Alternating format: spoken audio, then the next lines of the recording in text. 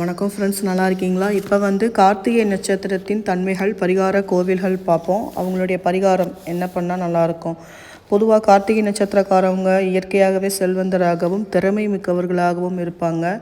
ஆச்சாரங்களை அதிகமாக கடைபிடிப்பவர்கள். மேலும் கலைகளை கற்கும் ஆர்வம் இவங்களுக்கு அதிகமாக இருக்கும். ரொம்ப மென்மையானவங்க. மேலும் கல்வியில் ஆர்வம் இல்லாவிட்டாலும் வாழ்க்கைக்கு தேவையான தகுதிகள் கண்டிப்பாக அவங்கக்கிட்ட இருக்கும்.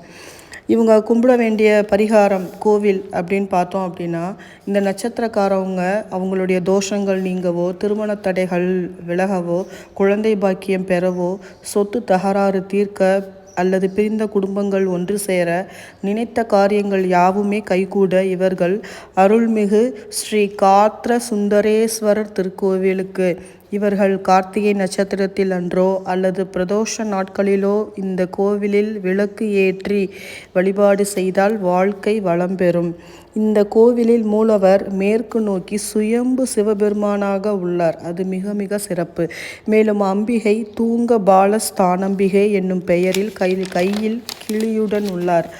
இந்த கோவில் உள்ள ஊர் பார்த்திங்க அப்படின்னா கஞ்சா நகரம், தரங்கம்பாடி தாலுகா, கீழையூர் வழி, நாகப்பட்டினம் மாவட்டத்தில் உள்ளது.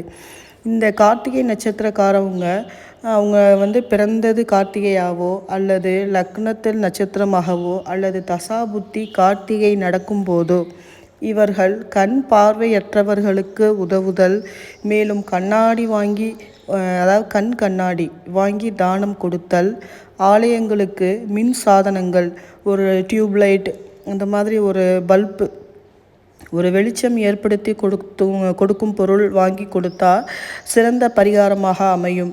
மேலும் லக்னத்திலிருந்து 6ஆம் பாவக அதிபதியாக கார்த்திகை நட்சத்திரம் வந்தால் உடல் உஷ்ணம் அதிகரிக்கும். அதற்கு மயில் இறகினால்